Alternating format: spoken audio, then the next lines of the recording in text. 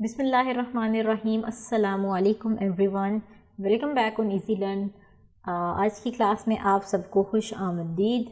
मैं उम्मीद करती हूँ कि आप सब ठीक ठाक होंगे, खैरियत से होंगे और हमें अपनी दुआओं में भी याद रखिएगा प्लीज़, जो कि हम आपसे उम्मीद करते हैं कि आप दुआओं में हमें याद रखते होंगे, क्योंकि हम आपसे सिर्फ यही चाहते हैं कि आप हमें अपनी दुआओं में याद रखिएगा।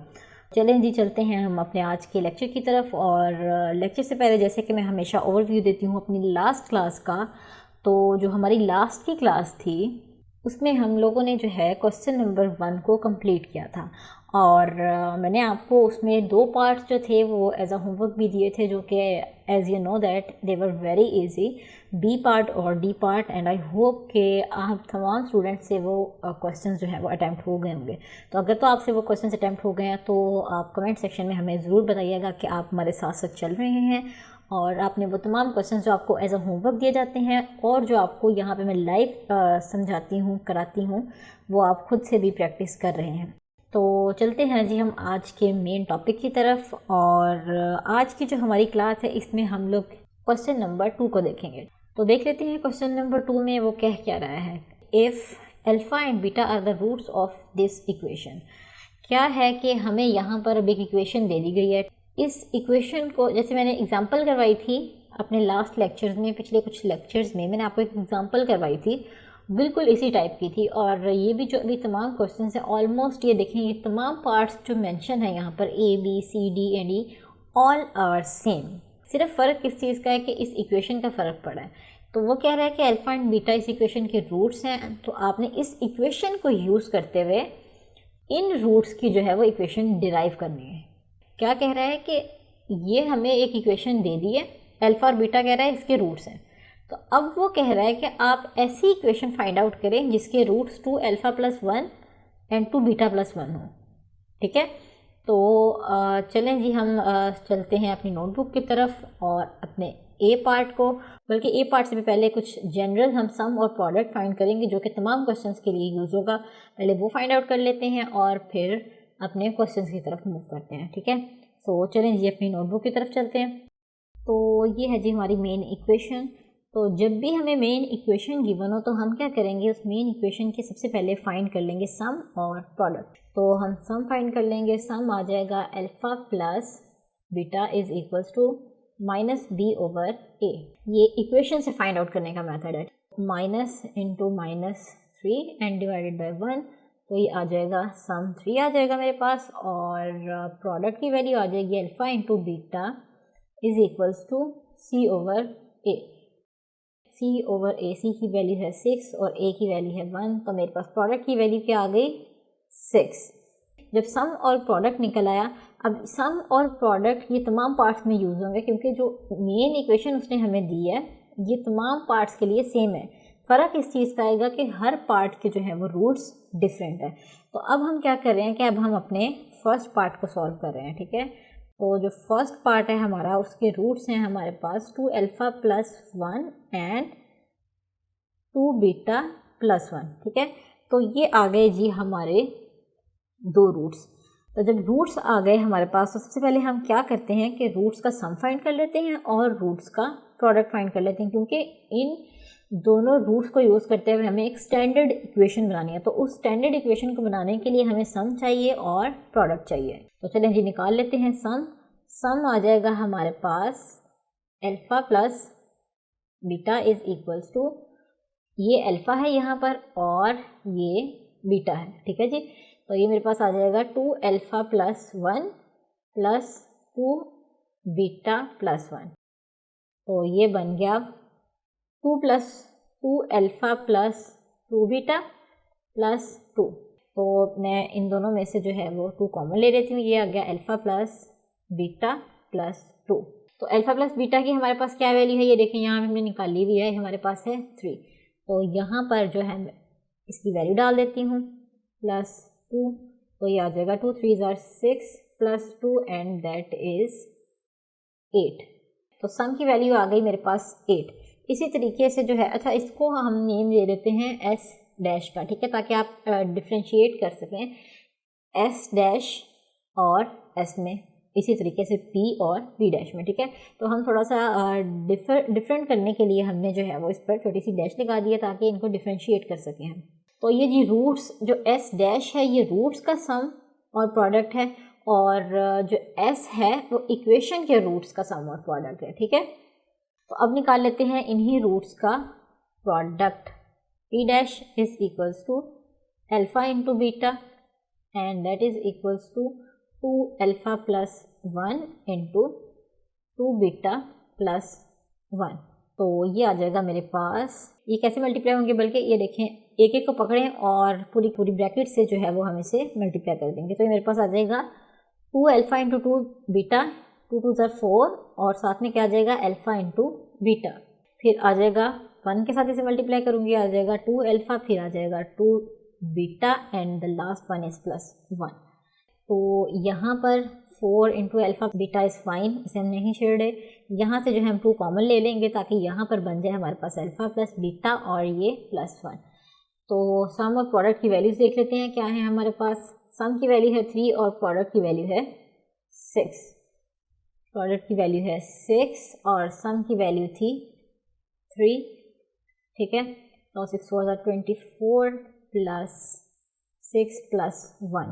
तो जो P डैश का मेरा आंसर आ गया 31। तो जब P डैश और S डैश निकला है तो हमें पता है हमारी स्टैंडर्ड इक्वेशन क्या होती है। स्टैंडर्ड इक्वेशन हमारे पास होती है x² minus S dash x plus P dash is equals to 0। अब ये S डैश और P डैश मैंने इसलिए लिखा है यहाँ पे क्योंकि जो हमने ये वाली वैल्यूज़ निकाली हैं S की और P की बाद वाली, हम वो वाली यहाँ पे पुट करेंगे, ठीक है। तो इसलिए मैंने डैश लगा दिया ताकि हम जो है वो यहाँ पर डिफ्रेंशिएट कर सकें।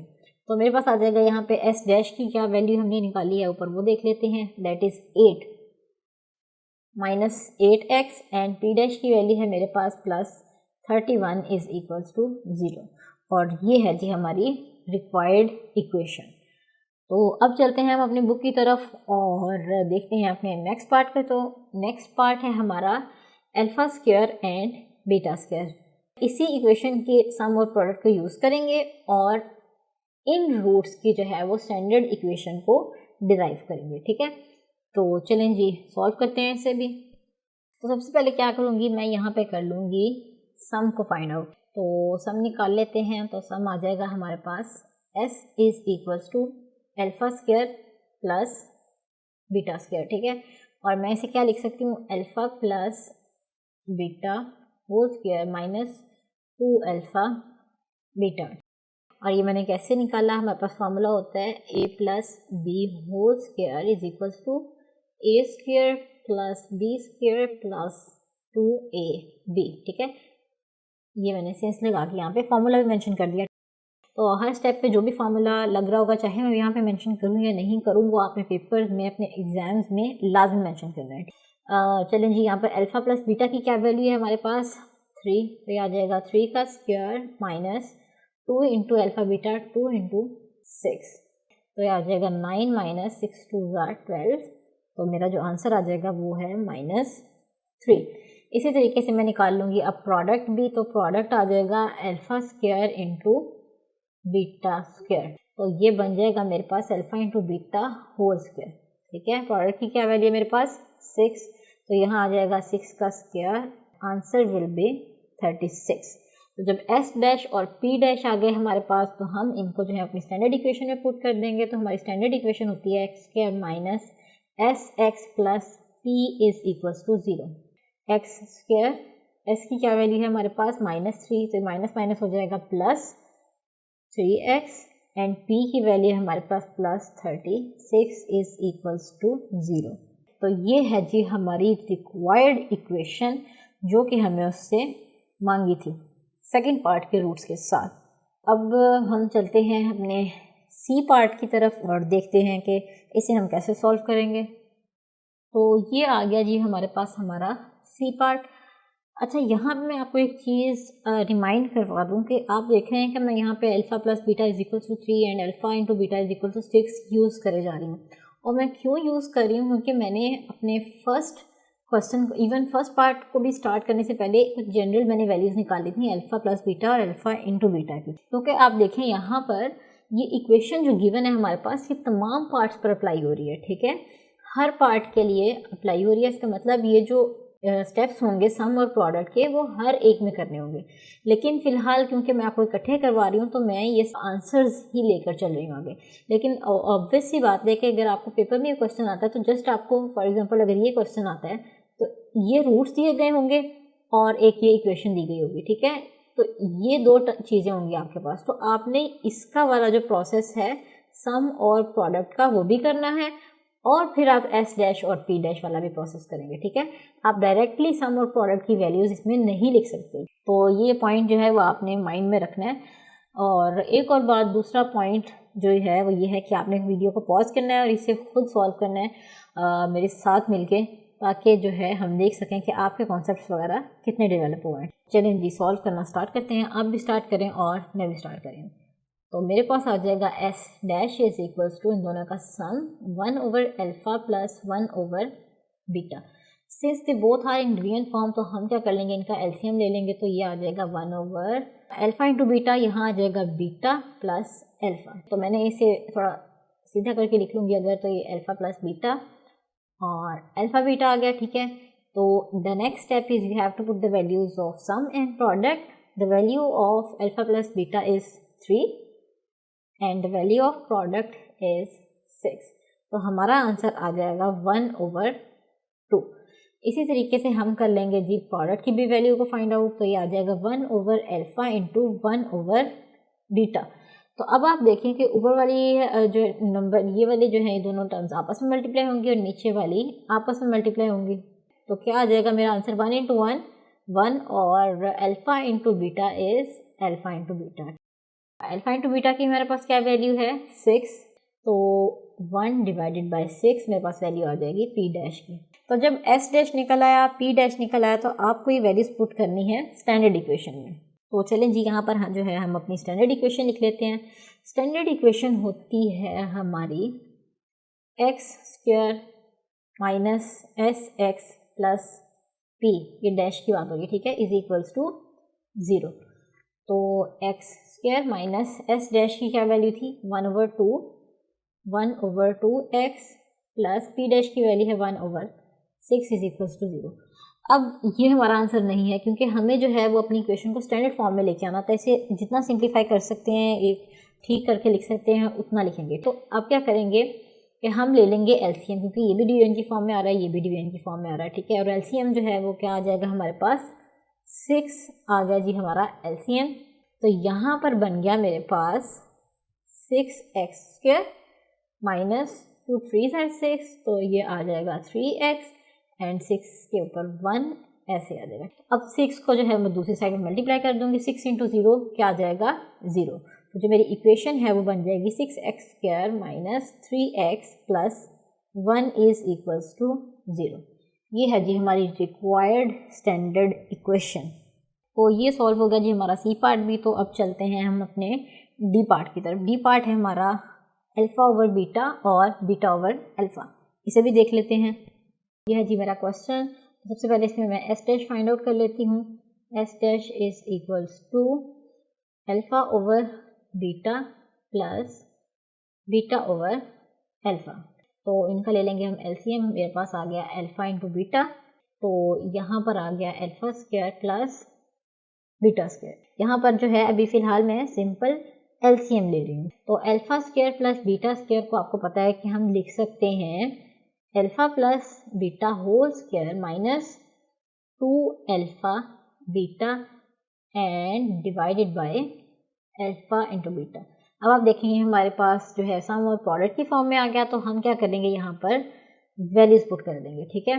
और क्या वैल्यूज होंगी, यहाँ पे वैल्यूज आते हैं। सम की वैल्यू है हमारे पास 3 स्क्वायर माइनस 2 इंटू प्रोडक्ट की वैल्यू आ गई 6 एंड डिवाइडेड बाय प्रोडक्ट की वैल्यू 6। तो ये हमारे पास आ गया 3 3 are 9 माइनस 12 डिवाइडेड बाय 6। तो ये हमारे पास आ जाएगा -1/2। ये हमारे पास आ गई एस डैश की वैल्यू। इसी तरीके से जो है हम प्रोडक्ट की वैल्यू भी फाइंड आउट कर लेंगे। तो प्रोडक्ट की वैल्यू क्या आ जाएगी हमारे पास alpha over beta into beta over alpha. तो ये जो है ये आपस में कटिंग हो जाएगी, ठीक है। तो हमारा आंसर क्या आ जाएगा प्रोडक्ट का 1। जब S निकल आया और P डैश निकल आया तो हम क्या करेंगे, स्टैंडर्ड इक्वेशन में वैल्यूज पुट कर देंगे, x square minus S dash x plus P dash is equals to 0. Now put the value of S dash and P dash in this equation. Then our required equation will be minus 1 by 2 और साथ में ये x plus 1 is equals to 0. ये आ गया x square minus minus plus 1 over 2 x plus 1 is equals to 0. जैसे कि मैंने आपको बताया कि इक्वेशन जितनी सिंप्लीफाई हो सकती है हम उसे सिंप्लीफाई करेंगे। तो मैं क्या कर रही हूँ, यहाँ पर 2 को दोनों साइड्स पे मल्टीप्लाई कर दी हूँ इक्वेशन के, ठीक है। तो मेरे पास जो इक्वेशन बनेगी फाइनल वो बनेगी 2x square plus x plus 1 is equals to 0। तो ये आ गई जी मेरे पास रिक्वायर्ड इक्वेशन। सॉरी, जब 2 को 1 से मल्टीप्लाई करेंगे तो मेरे पास यहाँ पर 2 आ जाएगा, 2 1 2, ठीक है। तो ये है जी हमारी रिक्वायर्ड इक्वेशन। नेक्स्ट जो लास्ट पार्ट है हमारा वो मैं आपको दे रही हूँ एज अ होमवर्क। आप लोगों ने इसे सॉल्व करने की कोशिश करनी है। अगर हो जाता है तो वेरी गुड, अदरवाइज इंशाल्लाह जो नेक्स्ट की जो हमारी क्लास है उसमें मैं इसी क्वेश्चन से अपना स्टार्ट लूँगी, क्योंकि आज की हमारी क्लास का वक्त ख़त्म हो रहा है। इंशाल्लाह मिलते हैं अपनी नेक्स्ट क्लास में। तब तक के लिए जो है आप अपने क्वेश्चंस की प्रैक्टिस करिए और हमें दुआ में याद रखिए। Stay tuned. अल्लाह हाफिज़।